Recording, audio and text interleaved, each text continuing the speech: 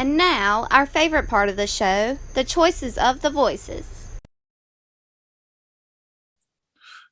Once again, thank you to the wonderful and ever so lovely Miss Button for introducing our favorite portion of the show. You heard the lady, the choices of the voices section of the show, where we ask the listeners the questions and then they give us the answers and we talk about it in short form. We pick at you, but it's all in good fun because you know what? If it wasn't for the choices of the voices, then we would have no reason to do the show because it's our favorite portion of the show. With that being said, Scotty D, what's the question for this week's choices of the voices? All right, on the topic of March Madness, I asked, what March Madness star, college basketball star from years past, were you most disappointed in when it came to their NBA career? Guys, we had really like a lot of really good answers. A lot of the ones that were on my mind when I created this question came up from you guys out there listening and following us on Facebook. So, Eddie, cool, fire these off, man. These are good answers we got here. All right, they are very good answers. As always, we appreciate our listeners now more than ever. All right, leading off is terrible Pete Talansky, and he says, I can't wait for baseball season questions to start. Well, Pete, if you listen to the podcast, stay tuned. And we talked a little bit about baseball, so stay tuned or just rewind it and listen again.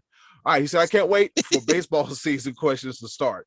I've never been much of a basketball fan, so I haven't been answering these questions. But I have to say Christian Laettner may be the most disappointing simply because of all the hype leading up to his poor NBA career with the game-winning shot in the NCAA tournament to him being the only college player on the 1992 Dream Team. It seems like he should have done more. See, a lot of people don't remember that Christian Laettner was on the Dream Team that year. He was the college representation on that team. So, yeah. I absolutely agree. As much as I despise Christian Laettner, he was like, there was so much hype behind him. Again, that 92 Dream Team, to be selected, that is basically, you are the best college basketball player at that time to represent your country. And then I couldn't even tell you anything about his NBA career. If there anything really, it was very average to below average, which makes this actually a pretty good answer because if he wasn't hyped, his career would have just been another okay career. But that's actually a great point that Pete made. That he was like the most decorated college player coming into the league, almost, one of the most decorated of all time coming in, at least in the modern era of the, when they started the field of 64. He was there every year in the Final Four with Duke. So, yeah, that's a good answer, Pete. I like that answer. Yep, Pete, good one. Terrible Pete Talansky. All right, we got Rodney Bellamy. He says, everyone gonna hate on the Dukies, I guess. He said, for a more recent player, how about Sindarius Thornwell of South Carolina? Takes the nation by storm by making the Final Four a few years ago, and haven't really heard anything else from Mr. Thornwell. Let's see what happened with Sindarius. He got drafted by the Clippers, and then he got let go, and then he got and then some. He signed with somebody in the league. I just can't remember who it was, but Sindarius Thornwell has a job, but he is very, very underwhelming. Yeah, very, very. Yeah, I couldn't tell you where he's at. Yeah, he is number 0, Sindarius Thornwell. But to Rodney's point, everyone's hating on the Dukies. They have had a history of really talented players in college not do much in the pros. Whereas the big rival North Carolina has a list pretty long of good NBA players, starting with the very top of the NBA list, if you know what I mean. So. Yeah, one of the blue bloods in all of college basketball. Moving right along, we got Clint Ayers. What's going on, Clint? He said Ed Cota. Wow. He said maybe the best point guard in UNC history. Look up the stat. Or best yet, most fun to watch. And he said Kenny, I guess he's talking about Kenny Smith, was great as well, too. Yes, Ed Cota. I've forgotten all about Ed Cota. I forgot about him. Yeah, Ed Cota. B-Live, you remember Ed Cota? I remember the name. I don't remember. Yeah, I got nothing besides. I remember the name, but that's about as much as I can even dive into. Wasn't he there with Rasheed Wallace back at that era? I mean, I think he was with that team. Might have been either that or is he with Carter and Jameson? He might have been with that crew. I think it was with Carter and Jameson, if I'm not mistaken. Either way, see, we've forgotten him because he never did anything in the NBA. So a perfect answer. Yeah. We don't know who the hell he played with before, during, and after. We don't know where he went in his NBA career. Moving right along, we got Jim Hansen. He said Robert Tractor Trailer, and Trey Burke is another good one for Michigan. So 2 Michigan boys. Tractor Trailer, rest in peace. He had a decent career, and I don't know where the hell Trey Burke is. Anybody know where he is? Anybody? Nope. I'm trying my best right now on the Wikipedia this real quick and Google this real quick. I got a couple of updates right now. Okay. Sindarius Thornwell just recently, on March 10th, he signed with the Pelicans to a 10-day contract. Well, it's already over. That means he's been in the CBA pretty much. What he's been right. doing. And Ed Cota, he was not drafted. He went undrafted and then ended up being drafted by the Gary Steelheads of the Minor League Continental Basketball Association. What's the letter abbreviation for that? MLCBA? I don't know. I've never heard of it. And then he according to Wikipedia, had a successful basketball career in Europe. Which there's always that. Always, yeah, can't go wrong with money. Hey, that Euro money is something different. Well, that consisted of 8 years, but I guess it was successful. Yeah. To an extent, it is, and it was. Moving right along, we got Mike Davis. He said, it has to be DeJuan Blair for me. I'm a Pitt guy, but I thought for sure he was going to do big things. I remember they had Big Yella, Gary McGee, and DeJuan Blair. Scotty D, yeah, I know you remember DeJuan Blair, don't you? Oh yeah, I mean I'm a big Pitt fan, so of course. But I didn't think. See, I wasn't expecting DeJuan Blair to like have a great career because I thought he was just like a good solid player, and I thought that's what he was in the NBA too. I mean, he had a couple good years with San Antonio and. I forget where else he ended up. He moved to a few different teams, but DeJuan Blair to me wasn't like he was never like a player of the year candidate in college basketball. He was very, very good, and he actually had like the longest arms of anyone of all time, wide body, long arms, played very well, but he was like a rebound guy, defensive guy. I thought he had an okay career. I just don't think the hype was there for that one, but all right, DeJuan Blair makes the show. If I'm not Who else we got? Yeah, if I'm not mistaken, I think he won a championship with San Antonio while he was there. I think he may have. I may or may not be. Might throw that in the Google machine and check that out. But in the meantime, we got a friend to the show, JR. He said Raymond Felton. Good one. Yep, Luol Deng, Jerivas Vasquez from the University of Maryland, Julius Hodge from the North Carolina State Wolfpack, Sean May, and Sheldon Williams. All solid players. Yeah, Raymond Felton was serviceable. He was okay. Yeah, he wasn't bad. He was okay. Luol Deng had a few good years in Chicago. I don't know where the hell Jerivas Vasquez with. Julius Hodge, Sean May, Sheldon Williams was around for a cup of coffee, but he didn't last much longer. He did. They used to call him the the mayor or something? He had a nickname when he was in college, but that didn't transition over to the NBA, as we can see. Because I don't even remember. I don't even know. I think he went to New Jersey. I don't even know where the hell he went. All right, moving right along. We got the Hall of Famer himself, Uncle Max. He said, I think there were great exceptions of Charlie Ward coming into the league. I'm sorry, 3, 2, 1. We'll do it again. I think there were great expectations of Charlie Ward coming to the league. He did have a 10-year career, but he was a mediocre player. Heisman winning quarterback, Charlie Ward. Yeah. That's why I kind of dispute this one because he wasn't hyped to be a great basketball player. I thought he was a better NBA player than I was expecting him to be. I mean, he was good with that Knicks team. He was on there with Patrick Ewing and Starks and Mason, Oakley. He was a pretty nice point guard, but I think he would have been a bigger bust if he had gone to the NFL and failed because that style that he was playing back then would translate better today, but wasn't very suited to the pro game back there. So I thought Charlie Ward had a nice 10-year career. True.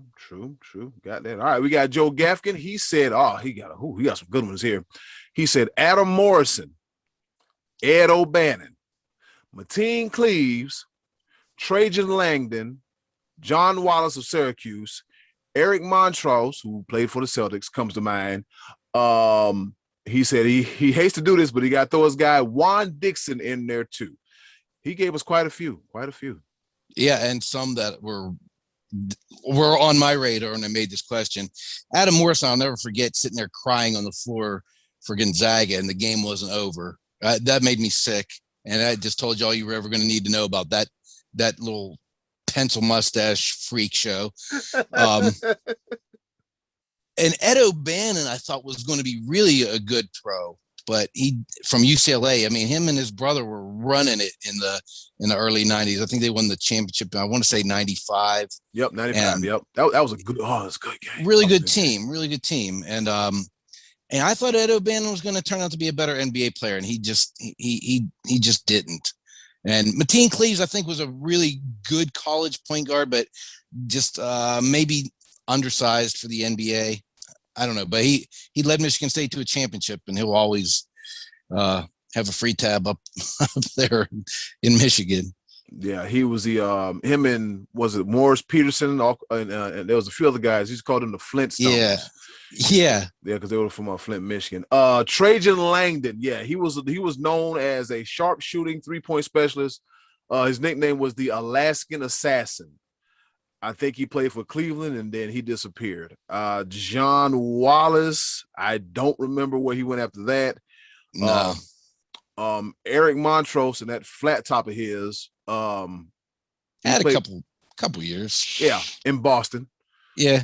Yep, man. I don't know where Juan Dixon went. Be like, what do you think about the Joe's picks? Adam Morrison, yeah. He makes me sick. Tell us how you really feel, Scotty. Yeah, right. He makes me sick. He made me sick. Crying while the game is being still played. The game wasn't over, and he was only down like by a point or 2 points. Game wasn't over, and he's crying. Come on. Makes me sick. You I promise you will be okay. I'm okay. That was a long time ago. but he made me sick when it happened. I believe it. But yeah, definitely some good names up here. We always like to focus on one, but they just start throwing a whole bunch of them. Joey Buckets. We always appreciate you. We do. Yeah, that's a good list. That's a good list. Yeah, it is. Yeah, absolutely. There were a couple other, Eddie. I don't know if you saw that glossed over earlier on, up a little bit higher there. Clay Hofstetler, did you see his? No. What did he say? Jimmer Fredette. Oh man, yeah, that's a good one. Yeah, Jimmer got hot in the tournament. That's where he made his name. Yep. Yeah. Yep. Did I miss it? Did I miss any more, Scotty D? Yeah, Matty Ice went with Danny Ferry, who was another really good pick. He was like the golden boy of Duke, and then he got drafted by the Clippers and didn't pan out too well. And then Frank Norris picked Greg Oden. Clay actually also mentioned Greg Oden as well. And Greg Oden's another guy that was on my mind when I made that one, but that dude just was never, ever healthy. Never. He probably got injured playing pickup basketball or shooting free throws last week if he tried. Who more like getting out of bed? Who knows what could have been with that guy? He was injured coming into college, I think, and just was always hurt. Yeah. Be probably just get hurt just getting out of bed his doggone self. All right, so that's it for the choices of the voices. But before we go, we want to give a shout out to Terrible Pete Talansky, Rodney Bellamy, Clint Ayers, Jim Hansen, Matty Ice, Mike Davis, JR, Uncle Max, Joe Gaffigan. Did I miss anybody, Scotty D? Clay, Clint, Rodney, you got them all. I think you got everybody. Yep. Clay, Frank, Clint, Rodney, thank you. Frank, all everybody. You guys, thank you. That's right. All of y'all, thank you. All right, Scotty D, who'd you pick?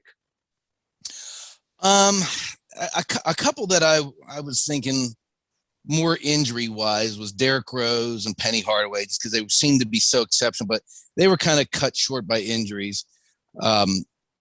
Corliss Williamson was a guy from Arkansas that was supposed to be pretty big coming in. But I'm going to tell you one that's actually Derek Coleman in 1990 looked like a guy that was going to be really suited for the NBA coming out of Syracuse. He looked really, really good.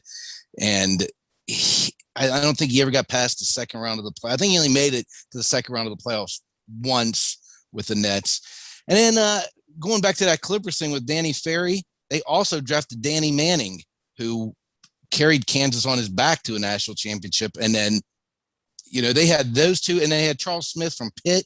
It looked like the Clippers were starting to collect talent in the late 80s. That team never panned out. So Danny Manning and Derek Coleman, both guys I thought were, both of those I really, really thought were like blue chip NBA players that didn't pan out. How about you, Be Live? Sorry. Yeah, you're gonna pay for that later. Oh boy, here we go. But yeah, this one was relatively easy for me because it literally just one person really jumped off the page. Nobody mentioned him, which actually surprised me. But again, like I've said before, I've followed a lot of North Carolina basketball. And they won the national championship in 2004, 2005. I don't know if y'all remember that lineup that had the likes of Raymond Felton, Sean May, Rashad McCants. But the one person and it blew my mind when it happened, but the person that got drafted higher than all of them wasn't even the starter. He was the sixth man on the team and got drafted higher. He only played 1 year. And my biggest disappointment, Marvin Williams. There was so much hype behind a guy that came off the bench. He wasn't good enough to start on that team. You're right. He went high. Didn't he go? He was like fifth number overall 2. or something. He He went was 2 second. overall. He was second overall, Wow. and I was like, "What? Who picked him? The Bucks? The Atlanta Hawks. The Hawks. Yes, that's right. The Atlanta Hawks. Everyone thought that was a home run pick at the time because he was going to be so close to home. And I remember that, and I was like, okay, the Hawks got the number 2 pick, and the Atlanta Hawks select Marvin Williams. I'm like, why and for what? What are you doing? What are we doing here? Yes. Do any of y'all remember anything he's done in the NBA? Oh, he was out quick, right? Only 2-3 years, I think. What is collective paycheck? Watch this. Surprisingly enough, you might consider it an actual good career because he retired last year. No. Wow. Where's he been? Let's go through it. He was with the Atlanta Hawks from 2005 to 2012. Okay. He was with the Utah. Yeah. That long? He was with the Utah Jazz from 2012 to 2014. And then he was with the Charlotte Hornets from 2014 to 2020. I remember that. He must have been a really good practice player and a really nice guy. He had to be. And then the Hornets waived him in February of 2020. And then he signed with the Milwaukee Bucks last year in February. And then once the Bucks got eliminated, he decided to retire. I legit don't remember ever seeing him on the floor after his rookie year. Ever. Hey, good for him, though. He got paid a long time. Right. I mean, Jimmer's not in the league anymore. He came way after him. Yeah. But that was the first person I could think of. It was just like, that's an excellent call. It's just so much hype. But he made a 15-year career in the NBA, and we don't remember him being on the floor for any of it. And he did this as a coming off the bench at the boy. Man, look here. But he was nasty that year in North Carolina. He was. Yeah. He averaged 12 points coming off the bench. He was Montrezl Harrell for. Okay. So Gotcha. you know what I'm saying? He was the best sixth man in the country, but without question. That lineup was loaded. But then again, like I said, yeah. But again, think of that lineup. Do you remember Sean May really doing anything in No. the NBA? I don't even remember. Did he go? Did he get drafted, or did he? What the hell happened? He went overseas, didn't he? Sean May got drafted first round by the Bobcats. Oh yes, that is right. You're right. Mm-hmm. And they actually went back to back North Carolina picks because Raymond Felton went number 5 to the Bobcats. Sean May went number 13 to the Bobcats. Wow. Yeah. Felton didn't have a terrible career though. No, and I saw him play live. That dude was fast with the basketball, man. Oh yeah, he was fast. Yep, latter South Carolina's own Raymond Felton. Who you got, Eddie? Cool. Who do I have? Let's see. It's a gentleman on the picture that you posted, Scotty D. None other than the one, the only, the 7-foot wonder himself, Greg Oden, Mr. Bad Knees, Mr. I Can't Stay Healthy. You guys remember, I forgot which year it was, but during the NCAA tournament, it was like him and Mike Conley and a very loaded Ohio State basketball team. And they ran through everybody. They ran through their conference like it was nobody's business. And then come tournament time, it's like, hey, we're doing pretty good, doing pretty fine. And they lost. Didn't they play for the national championship that year, if I'm not mistaken? I think they lost to Florida when Florida won back-to-back. Yes, they did. Yep, in a losing effort to Florida. So with that being said, it was like, okay, maybe Greg Oden's going to be a monster. He primed himself in good position to be like an all-time great. And then that turned out not that good because Portland, they decided to pick him first overall in the 2007 draft. Oh, and who went 2 and 3? Who did go 2 and 3? Kevin Durant was right after him. I think Kevin Durant was 2. Oh, what is this? Michael Jordan and Sam Bowie all over again? Exactly. Oh man, the Trailblazers can't get out their own way you did it again, Portland. You got it right with Dame Dollar, but before that has been a little shaky. So, all right, so here we go.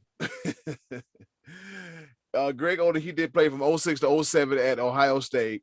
He got drafted first overall by the Blazers in 2007. His playing career was from 2007 to 2016. In the NBA, he spent 2007 to 2012 with the Portland Trailblazers, and then the 13-14 season with the Miami Heat. And then guess what he did? He went over to Europe too. I think he went to China, if I'm not mistaken. Oh. In 2015 to 2016, he played for the Jiangsu Dragons. And his career statistics in the NBA, he scored 840 points, which is 8 points per game, right at. He had 656 rebounds, and that is 6.2 rebounds a game.